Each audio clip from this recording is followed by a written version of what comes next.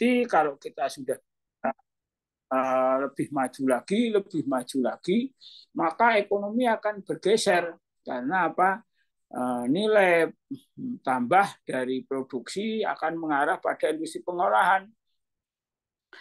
Sawit menghasilkan TBS itu nilai tambahnya hanya taruhlah 100% nilainya tambah. Tapi kalau sudah sampai level industri turunan level 5, itu kenaikannya bisa 600%.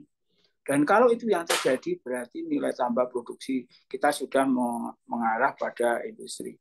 Karena itu, apa yang dilakukan oleh pemerintah sekarang yaitu berusaha untuk melakukan hilirisasi. Supaya apa? Kita pada saatnya akan memanfaatkan sektor primer kita untuk diolah lebih lanjut di sektor sekundernya. Nah, sektor sekunder yang naik, artinya industri maju, upah tinggi, kesejahteraan masyarakat naik, maka pemerintah masyarakat akan minta layanan jasa yang lebih baik, fasilitas lebih baik, turisme, perdagangan, dan lain sebagainya. Itulah gambarannya nanti pada saatnya. Kalau negara itu semakin maju, maka kontribusi sektor sekunder, sektor tersiernya naik. Saudara, di dalam perkembangannya nanti kita saudara boleh melihat ini bahwa ada 5 tahapan sebuah negara itu. Yang pertama masyarakat tinggal landas, tahap pembentukan prasarana tinggal landas, terus kemudian tahap tinggal landas. Nah, bagi negara-negara yang sedang berkembang sebetulnya tahapan paling krusial di tahap tinggal landas ini. Saat itu taruhlah Indonesia zamannya Pak Harto sudah mau mengarah pada tinggal landas ini. Tapi karena infrastruktur politik, sosial budaya tidak mendukung, ternyata kita gagal tinggal landas. Dan hari ini sebetulnya Indonesia sudah mengarah kepada upaya tinggal landas itu.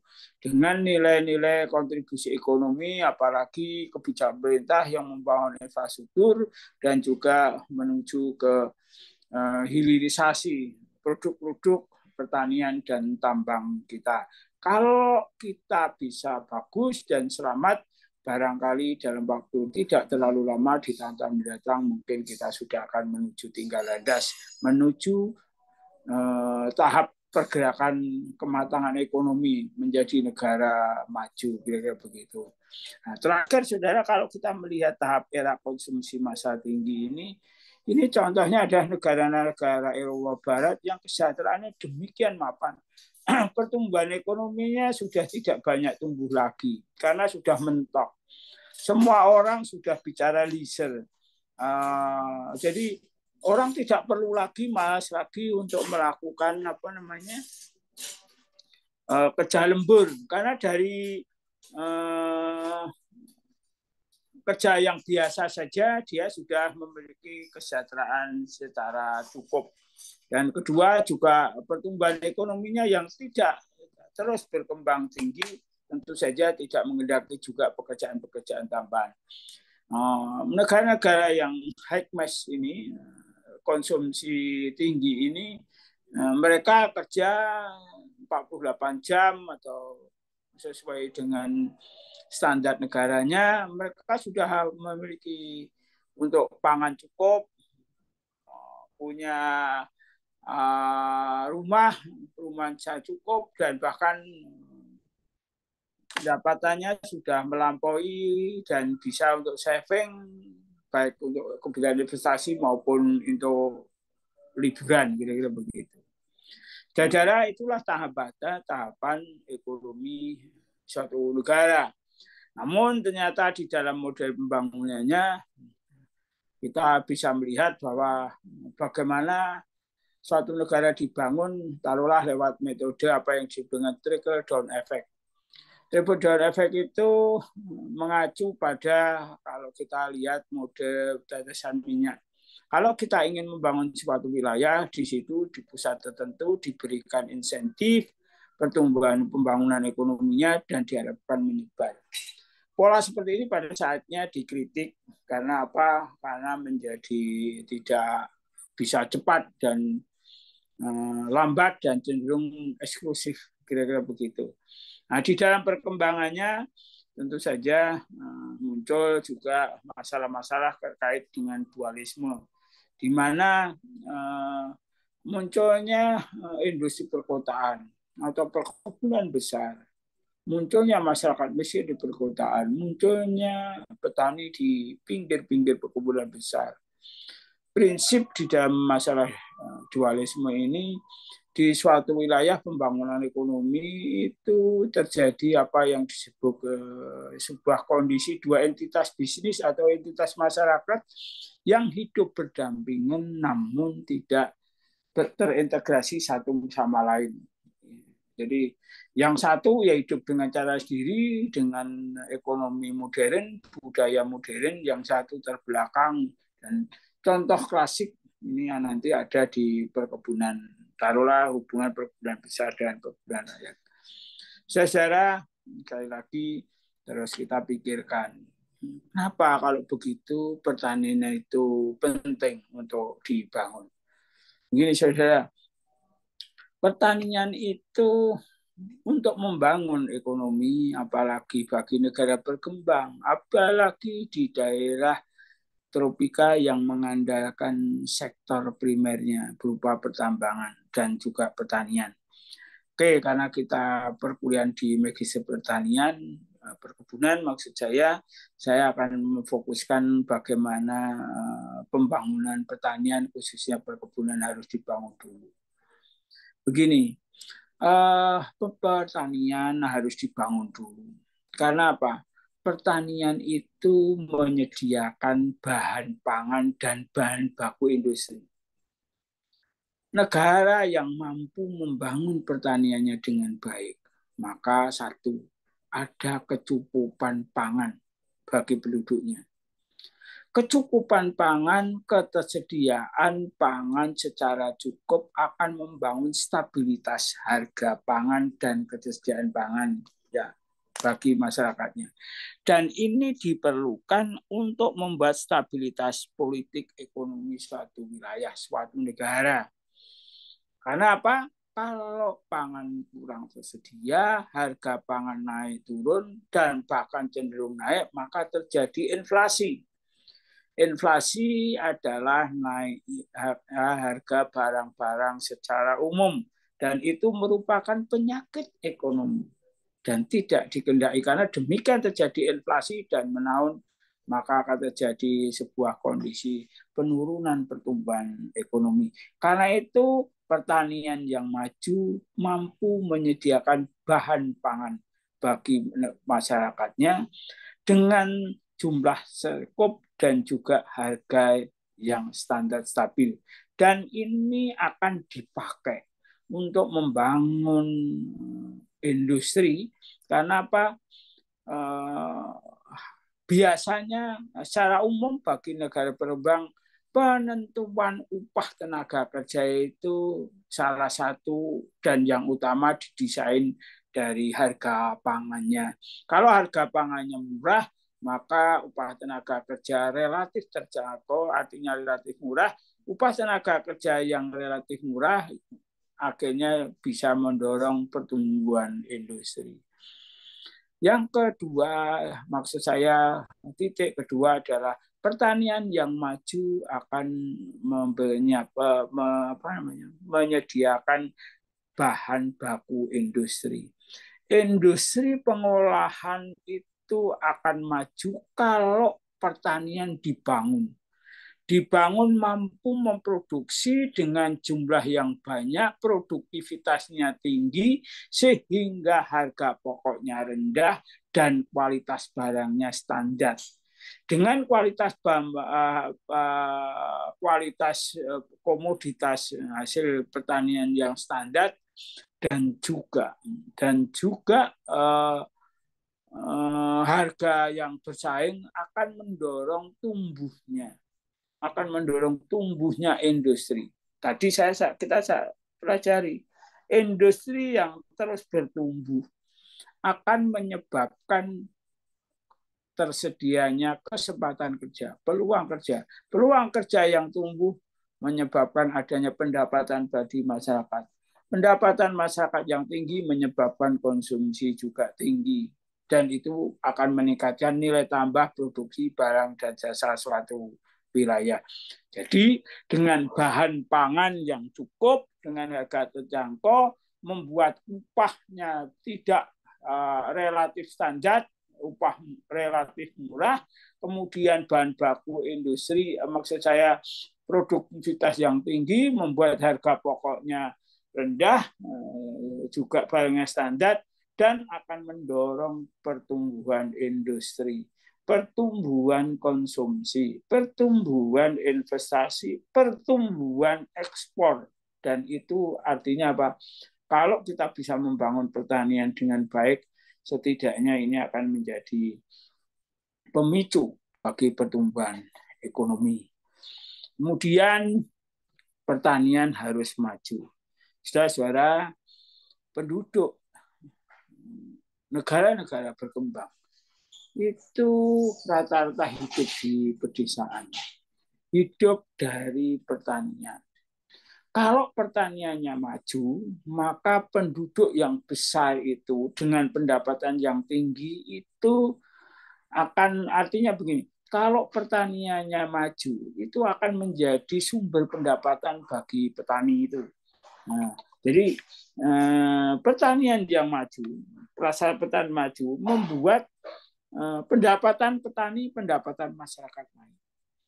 Pendapatan masyarakat yang naik tadi menjadi pasar potensial bagi barang-barang yang diproduksi industri. Contoh sederhananya, kalau kita bisa membangun sawit dengan baik, maka pendapatan petani sawit akan naik. Pendapatan petani yang terus naik akan menyebabkan petani meningkat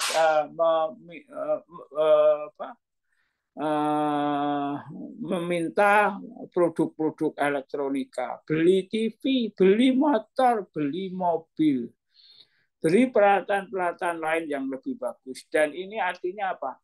Pendapatan yang tinggi di petani menjadi pasar potensial bagi berkembangnya konsumsi permintaan barang-barang industri.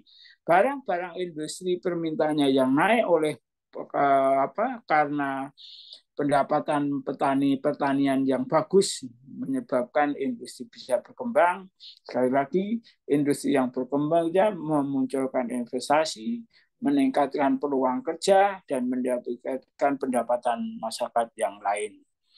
Oke, saudara, pertanian harus dikembangkan dulu, dibangun dulu. Kalau pertaniannya maju, maka akan terjadi kelimpahan kelebihan tenaga kerja. Kelebihan tenaga kerja inilah yang akhirnya disupport untuk kebutuhan industri. Pertanian yang maju menyebabkan pendapatan petani naik. Pendapatan petani yang naik menyebabkan petani memiliki simpanan kelebihan yang dipakai untuk membeli barang jasa, produksi barang, membeli barang dan jasa. Artinya membeli barang-barang untuk permintaan konsumsi mereka. Ada saving. Jadi kalau pertaniannya maju, pendapatan masyarakat akan naik, ada sisa dari pendapatan yang digunakan untuk pembelian barang konsumsi, dan itulah yang disebut dengan akumulasi kapital petani. Dalam kondisi normal, petani pendapatannya naik, bank itulah yang digunakan oleh industri, nanti dipinjam oleh industri untuk kebutuhan investasi. Jadi duit yang dikumpulkan dari masyarakat pertanian itu tadi, karena pertaniannya maju, petani punya saving, kemudian oleh perantara jasa keuangan perbankan dipinjamkan ke sektor industri untuk kebutuhan investasi. Adanya investasi menyebabkan peluang kesempatan kerja naik, dan tentu saja akan menyebabkan pendapatan masyarakat secara nasional naik, dan akhirnya membangun pertumbuhan ekonomi. Dan terakhir, saudara, bahwa pertanian yang maju akan menjadi sumber devisa. Tadi saudara sudah mendengarkan bahwa salah satu upaya untuk membangun dan ekonomi itu bagaimana mendorong ekspor dan mengendalikan impor. ekspor harus lebih tinggi daripada impor. Ekspor ini dibutuhkan untuk membeli barang-barang impor. Artinya apa? Itulah yang disebut devisa. Produksi barang dan jasa yang dijual ke negara lain, diekspor ke negara lain akan menghasilkan pendapatan suatu negara. Dan itulah yang disebut dengan devisa. Dengan devisa kita bisa membeli barang-barang dari luar negeri. Artinya apa? Kalau kita tidak pernah ekspor, tidak punya devisa, ya kita tidak bisa impor. Satu pihak untuk membangun negara, kita membutuhkan alat-alat bantu, mesin, mobil, komputer, spek tinggi, dan teknologi-teknologi lain untuk mendrive, untuk mengembangkan industri. Nah, itu butuhkan uang. Akhirnya apa? Ya kita jualan produk pertanian kita. Pertanian yang maju menyebabkan kita bisa memiliki daya saing tinggi, kemudian kita bisa ekspor, hasilnya devisa dipakai untuk alat mesin yang kita belum mampu produksi sendiri. Di negara-negara berkembang, taruhlah misalnya kita harus menjaga kedaulatan negara. Kita butuh pesawat terbang. Pesawat bukan saja untuk tapi juga pesawat misalnya militer untuk menjaga keamanan. Karena itu dulu pernah cerita bagaimana kita membeli Sukhoi dari Rusia dengan imbal beli sawit, kopi, dan karet, kira-kira begitu. Nah, itu semuanya kan hanya bisa terjadi kalau kita punya sawit, kita punya kopi, kita punya karet yang mampu bersaing. Dan artinya pembangunan perkebunan itu bisa berjalan. Oke, saudara-saudara, sekali lagi inilah gambarannya. Bahwa pembangunan pertanian itu harus dibangun dulu. Sehingga kita bisa membangun ekonomi kita. Apalagi negara-negara berkembang, daerah tropika, di mana kontribusi pertumbuhan ekonominya itu didukung penuh oleh sektor primer, yaitu pertambangan dan pertanian. Oke, saudara, bagaimana kalau begitu kita bisa membangun pertanian kita itu? Ada masalah besar di dalam pembangunan pertanian.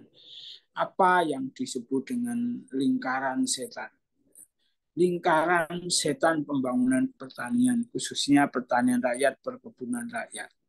Apa yang kita lihat bahwa faktanya banyak petani kita yang masih miskin. Petani yang miskin, kita sih Indonesia sih sekarang sudah mulai sejahtera. Tapi kita lihat perspektif 30-40 tahun yang lalu atau di negara-negara yang sekarang masih sedang mulai mau berkembang. Bagaimana penduduk mereka hidup di pedesaan, rata-rata miskin mengandalkan pertaniannya. Mereka miskin karena pendapatannya rendah. Pendapatannya rendah karena apa? Karena produksi tanamannya rendah. Karena harganya rendah. Harga rendah karena kualitasnya rendah. Kenapa produksi dan kualitasnya rendah? Karena teknologi yang digunakan rendah. Karena skill manajemen mereka rendah. Skillnya rendah karena mereka tidak terampil dan tidak memiliki pengetahuan dan pendidikan secara cukup. Kenapa dia tidak memiliki pendidikan pengetahuan cukup? Karena memang pendapatannya rendah, tidak bisa sekolah, tidak memiliki pengetahuan secara cukup. Kenapa produksi kualitasnya rendah? Karena teknologi. Artinya paket teknologi yang digunakan rendah. Kenapa? Karena sarana produksi pertanian rendah, sudah begitu tata kelola keterampilannya rendah, kira-kira begitu. Maka teknologi yang dipakai rendah. Teknologi sarana produksinya rendah. Kenapa sarana produksi? Karena tidak memiliki modal untuk membeli sarana produksi. Kenapa tidak memiliki modal? Karena miskin. Nah, ini melingkar terus, masalah itu menjadi lingkaran yang tidak putus. Itulah yang disebut dengan lingkaran setan pembangunan pertanian rakyat di Indonesia. Dalam membangun pertanian ini harus diputus, harus dipotong. Kita potongnya lewat mana? Nanti kita lihat. di dalam penyelesaiannya bagaimana pembangunan pertanian itu harus berjalan. Artinya apa? Apakah kita memberikan subsidi harga? Apakah kita bisa meningkatkan teknologinya lewat subsidi sarana produksinya atau barang dan modal, atau diberikan modal kredit, atau diberikan pendidikan, diberikan penyuluhan dan sebagainya. Ini semua yang akan menjadi tantangan kita nanti untuk pembangunan pertanian. Yang kedua adalah munculnya dualisme, terutama di kasus-kasus perkebunan. Kita bisa melihat bahwa sejarah pembangunan perkebunan di Indonesia. Dulu perkebunan itu diintroduksi oleh penjajah Belanda lewat VOC-nya. Mereka membangun perkebunan-perkebunan besar di Indonesia, memanfaatkan kesuburan tanah kita, flat manufaktur kita, juga tenaga kerja murah, bahkan tidak hanya murah, dimurahkan, dipaksa murah lewat apa yang kita lihat dengan buruh-buruh saat itu. Suatu saat akhirnya ada mahasiswa dari Belanda yang berpikir, kenapa kok pembangunan pertanian ekonomi Indonesia itu tidak maju-maju, dan muncul dualisme. Ada perusahaan perkebunan yang sangat maju, hidup berdampingan dengan perkebunan rakyat, tapi miskin dan tidak pernah berkembang. Dan ini tidak berinteraksi satu sama lain. Dan inilah yang nanti juga kita selesaikan, bagaimana membangun menyelesaikan tantangan dualisme di perkebunan itu. Kemudian yang ketiga adalah terkait dengan harga. Apa yang kita lihat di pembangunan pertanian, tantangan di pembangunan itu adalah adanya harga yang berfluktuasi, bersifat musiman. Saudara, pembangunan pertanian yang masih belum modern mengandalkan kondisi cuaca dan alam atas karunia Tuhan. Jadi apakah kita bisa berhasil atau tidak sangat tergantung dari alam. Karena Indonesia memiliki dua musim, musim hujan dan juga musim kemarau, ternyata pertanian kita juga mengarahkan pada tanaman yang berproduksi musiman. Nah, produksi musiman itu tadi menyebabkan pada suatu kesempatan produksinya banyak dan bersama-sama. Maka terjadi oversupply, kelebihan penawaran. Permintaannya, konsumsinya tetap, penawarannya naik, maka terjadilah oversupply dan menyebabkan harga jatuh. Pada sisi lain, terjadi musim kemarau, produksi tidak ada atau kurang, suplainya sedikit, permintaan tetap tinggi, tetap biasa standar, maka terjadilah defisit penawaran. Dan apa yang terjadi di defisit pasar, maka harga naik. Nah, inilah problem kita di negara-negara yang punya dua musim seperti Indonesia ini, di mana sistem produksi tanaman masih mengandalkan alam dan iklim. Artinya iklim sesuai dengan apa yang diberikan oleh Tuhan di sepanjang setiap waktu, dan menyebabkan sekali lagi perilaku produksi tanaman yang musiman menyebabkan terjadinya surplus dan defisit di pasar antara penawaran dengan permintaan dan menyebabkan harga berfluktuasi. Ini harus dikelola pada saatnya. Kemudian ternyata antar pasar itu tidak terintegrasi, terjadi asimetri. Ceritanya begini, tentu saja pertanian yang belum maju mengandalkan alam, itu pertanian akan bisa diproduksi dengan baik di daerah-daerah subur. Daerah-daerah subur itu utamanya adalah daerah-daerah lembah, lembah gunung atau lembah dekat sungai. Kalau lembah gunung karena pelapukan batu hasil gunung berapi menyebabkan lahannya subur. Terus kemudian banyak erosi sehingga di lembah-lembah dekat sungai daerahnya juga subur. Nah, disitulah pertanian cenderung produksinya tinggi, cocok sesuai kebutuhannya itu. Di satu pihak, konsumsi ada di daerah pusat-pusat perekonomian, pusat perkotaan, pusat industri. Artinya apa? Ada perbedaan antara wilayah produksi pertanian dengan wilayah konsumsi pertanian. Dan untuk itu muncullah nanti apa yang disebut dengan supply chain, rantai pasok atau saluran pemasaran.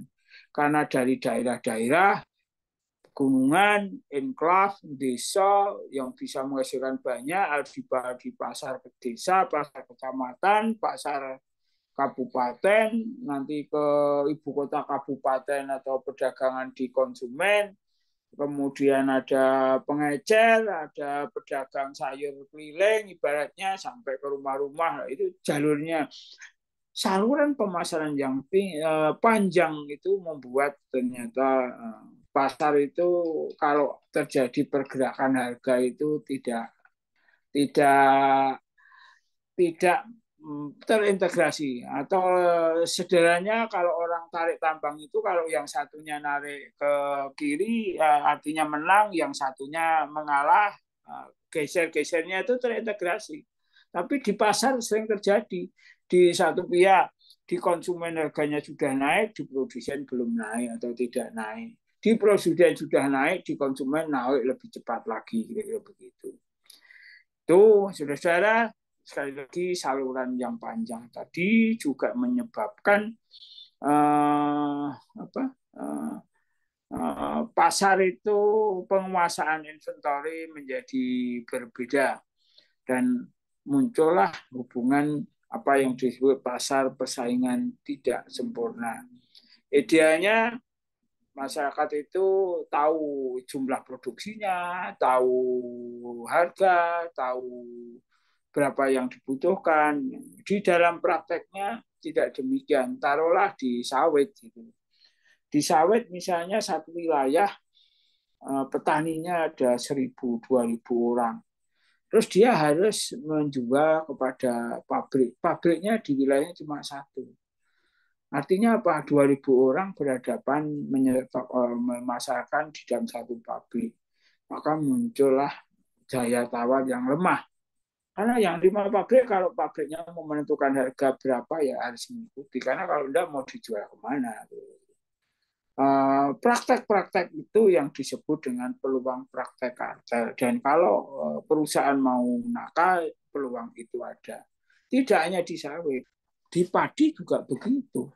Petani padi sawah yang banyak, pedagang pengepulnya cuma 1 atau 2 yang menerima itu, atau penggilingan padinya cuma 1, 2. Dan apa yang terjadi adalah akhirnya petani memiliki daya tawar yang pasar seperti itu cenderung terjadi apa yang disebut dengan oligopsoni ataupun juga oligopoli pada pasar pupuk, misalnya dengan petani. Nah, di situ memiliki peluang untuk terjadinya praktek kartel, di mana daya tawarnya tidak seimbang dan tentu saja salah satu akan dirugikan. Oke, saudara, inilah tantangan kita di dalam pembangunan pertanian nanti. Dan pada saatnya ini nanti kuliah ke depan akan saya sampaikan mengenai bagaimana kalau begitu pembangunan pertanian kita harus dilakukan.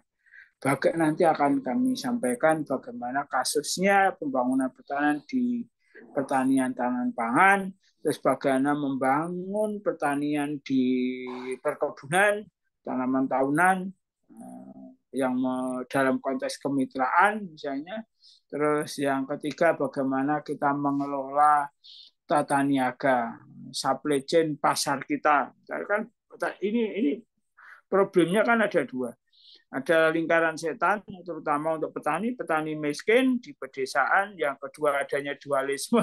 Yang ketiga adalah sebuah kondisi pasar yang tidak dalam persaingan sempurna. Inilah tantangannya dan ini nanti akan kita kupas satu-satu. Bagaimana kalau terjadi lingkaran setan? Apa yang harus dilakukan? Caranya seperti apa? Terus kemudian Bagaimana kalau terjadi dualisme seperti di perkebunan kelapa sawit misalnya dan lain sebagainya. Dan yang ketiga, bagaimana kita menyelesaikan sistem tata niaga kita yang barangkali sebagian memiliki karakter oligopoli ataupun oligopsoni yang menyebabkan pasar itu salah satu pelaku pasar memiliki peluang untuk melakukan praktek kartel. Praktek kartel yang tentu saja memiliki data yang tidak seimbang dan bisa yang satu lebih mampu menentukan harga dibandingkan yang lain. Oke, saudara, ini rangsangan untuk perkuliahan pada hari ini. Buku begini, saudara bisa ini bukunya macam-macam dicampur, pokoknya baca buku apa saja kaitannya pembangunan pertanian, nanti saudara akan menemukan itu. Kalau tidak ya tanya saja ke Mbah Google itu, kalau detailnya, definisinya segala apa ini gitu. Saya pengen di dalam perkuliahan apalagi S2 itu bagi saya yang lebih penting adalah membangun logic thinking saudara. Hal-hal yang kaitannya definisi, pengertian secara umum, saudara saya berharap bisa mencari sendiri lewat materi-materi di internet, di dunia maya yang saya kira cukup melimpah di sana. Oke, ini yang saya sampaikan di perkuliahan ini dan selanjutnya kita bisa melakukan diskusi atau bagian mana yang saudara masih belum memiliki pemahaman secara cukup atau masih bingung, atau juga saudara boleh melihat bahwa ada kasus-kasus yang bisa mulai kita bisa diskusikan terkait dengan tantangan di dalam pembangunan pertanian kita. Dan saudara boleh melihat, mengambil dari berita TV, berita koran, berita majalah, isu apapun. Jadi begini, saudara saya beri kesempatan tanya apa saja. Begini, saya dipandang memiliki relatif pengetahuan secara cukup. Maka kalau saudara ingin pinter sekali, ingin pinter beneran, eksploitasi kemampuan saya. Saudara saya beri kesempatan eksploitasi pengetahuan kemampuan saya. Ini tawaran yang serius beneran maksud saya. Ya supaya saya pengen Anda pada saatnya memiliki pengetahuan dan informasi dan lebih pintar dari saya. Dimulai dengan memahami apa yang saya sampaikan di perkuliahan ini. Karena saya pengen mahasiswa saya harus lebih pintar dibandingkan mahasiswa dari manapun. Semangatnya ke sana. Oke, saya persilahkan. Ada yang belum jelas atau ada isu-isu atau masalah atau tantangan atau apapun terkait dengan pembangunan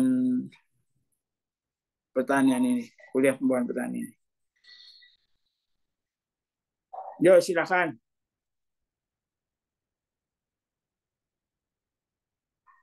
Atau tidak jelas sama sekali. Jelas, Pak. Ya, kalau tidak jelas sama sekali kan saya harus mengubah cara pembelajaran saya. Jelas, Pak Prof. Pak Pur, bisa diskusi, ya. Pak? Ya, terutama kalau di pertanian ya, pertanian tradisional ini kan kebanyakan pasar itu kan dikuasai oleh, kalau istilah di Jawa itu tengkulak gitu, Pak. Tengkulak yang bisa memainkan harga gitu. Apakah tidak ada misalnya kebijakan daripada pemerintah untuk standarisasi harga atau apa? Kalau dulu waktu saya masih kecil dulu kan Di radio itu sering ada siaran, oh harga Lombok keriting di pasar apa gitu-gitu tuh. Sampai sekarang apa masih ada ya Pak yang kayak gitu ya Pak? Dulu kan ada Pak. Kalau malam-malam itu Ya, harga cabai di pasar ini sekian, ada harga ini di pasar ini sekian, sekian gitu kan itu.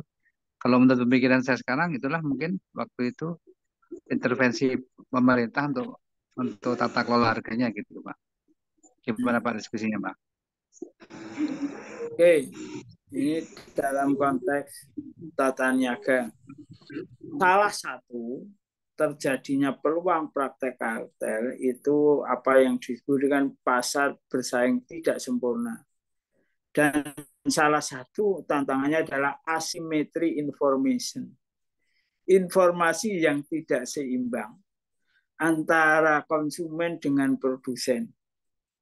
Jadi harga di konsumen sudah naik, di produsen tidak naik-naik. Ini gitu aja lah contohnya, harga sawit sudah naik, harga CPO sudah naik, tapi TBS di petani tidak naik-naik. Betul perlu waktu seminggu, 2 minggu, gitu, kira-kira seperti itu.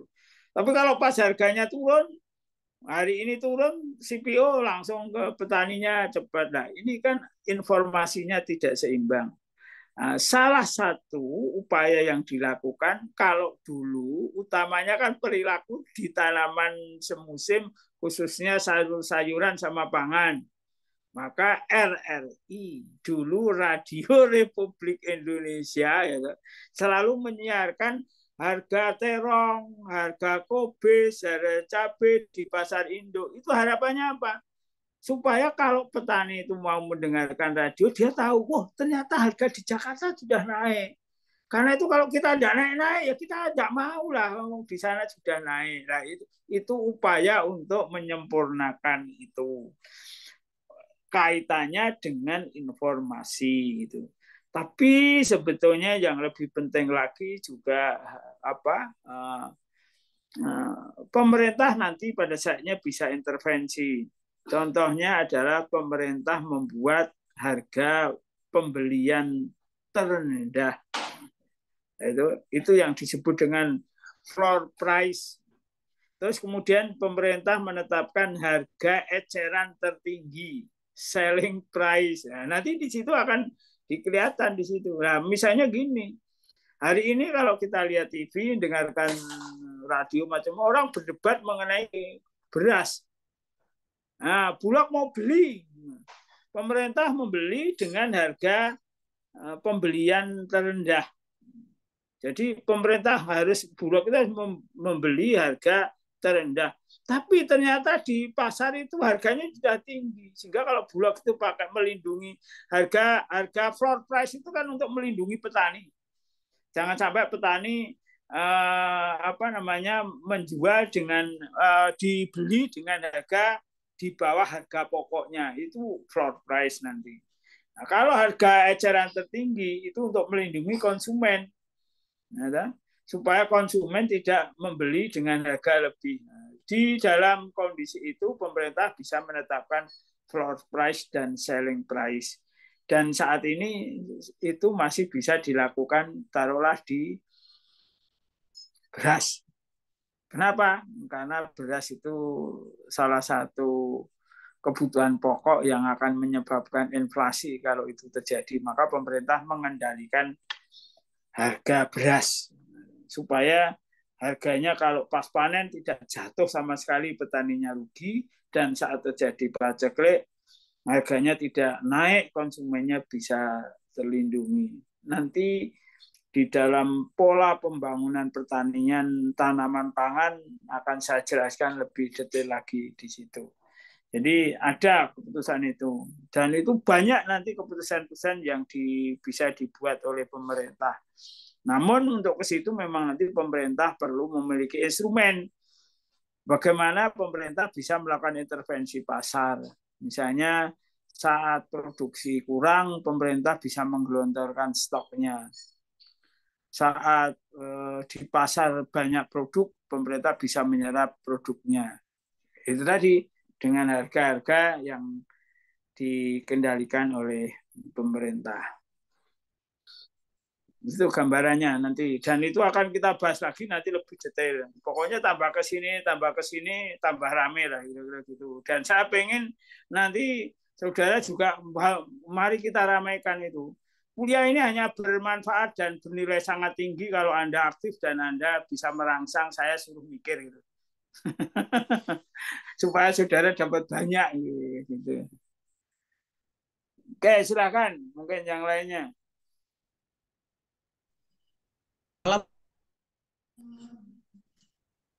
Oke, silakan, Laspi. Izin bertanya, Prof. Ya.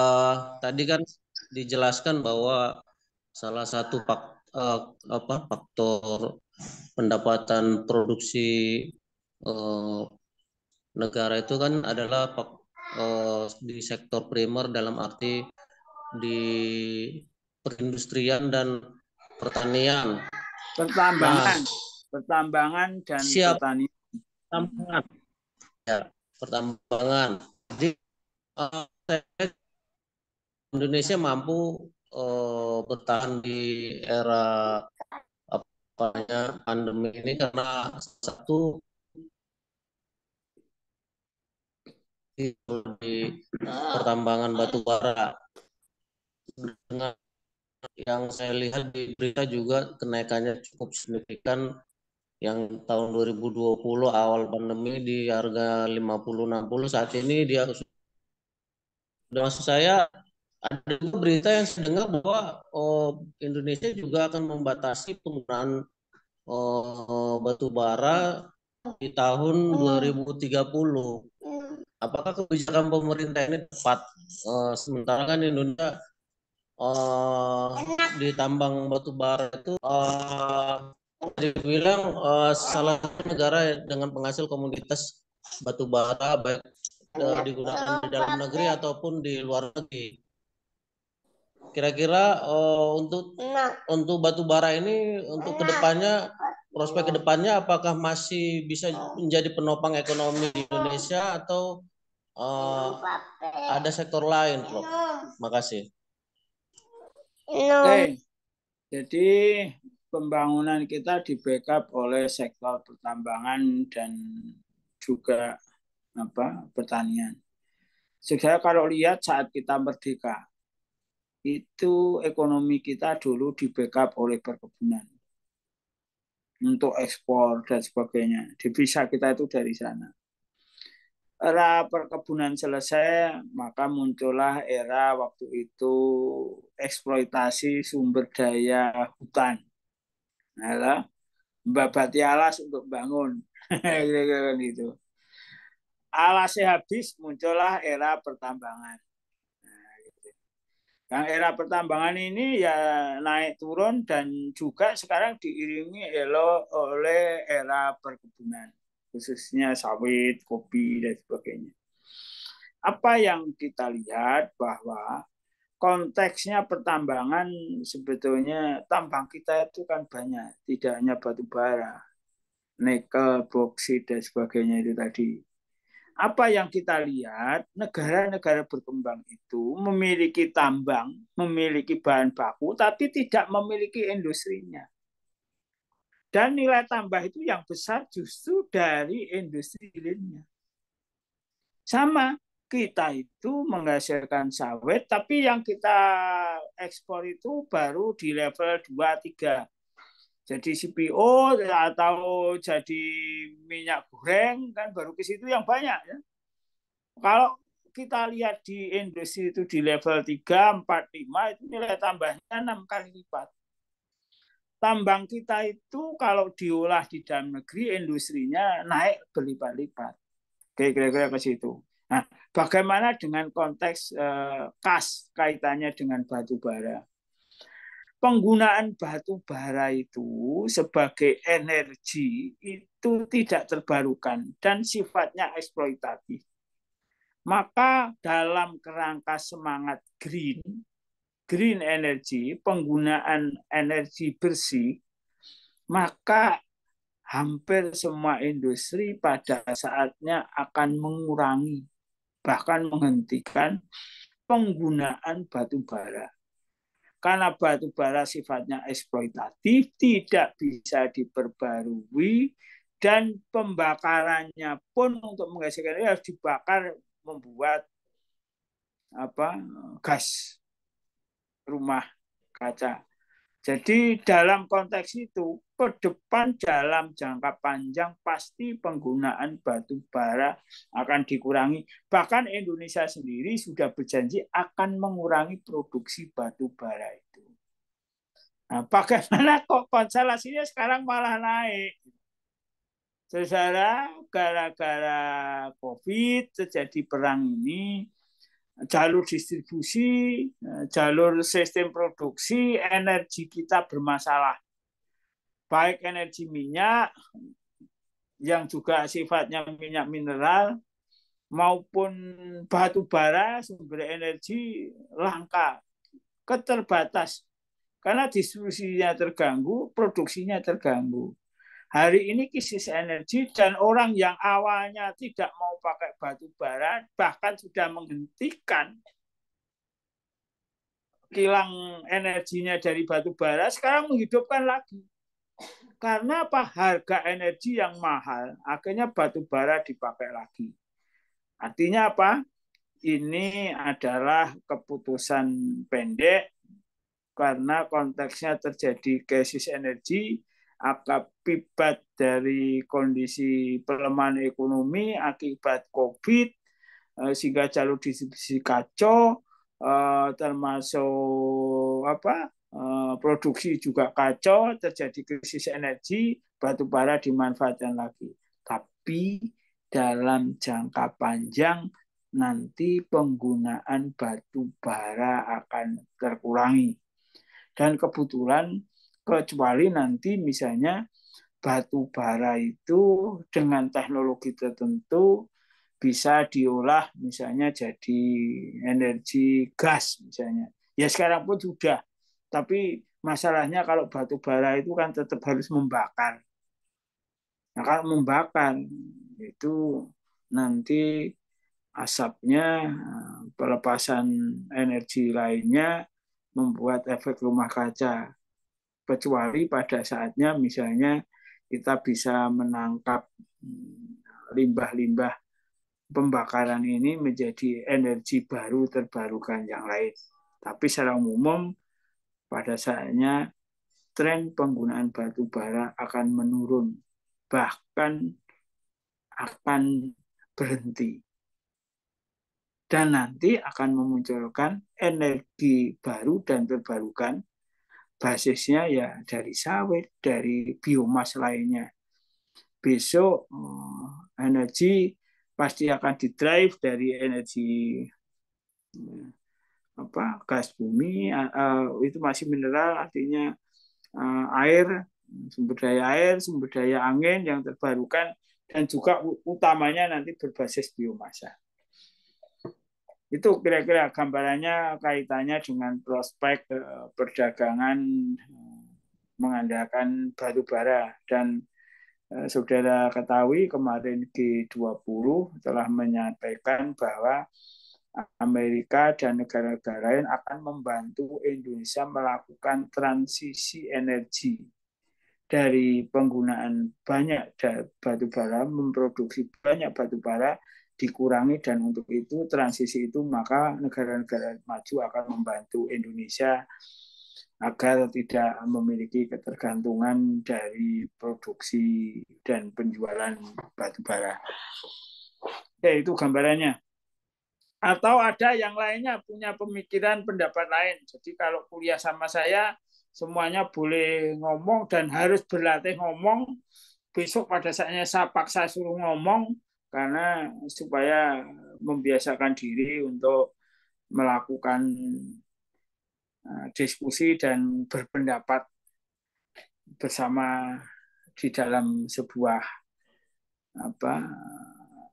perkuliahan atau diskusi lebih lanjut. Karena kalau tidak dilatih biasanya itu ya, kalau bahasanya orang Jawa itu blangkemen itu loh, pengen tanya tapi tidak keluar-keluar kan gitu ya, gitu kira-kira gitu. Jadi besok pada saatnya semuanya harus bicara. Oke, silakan yang lainnya.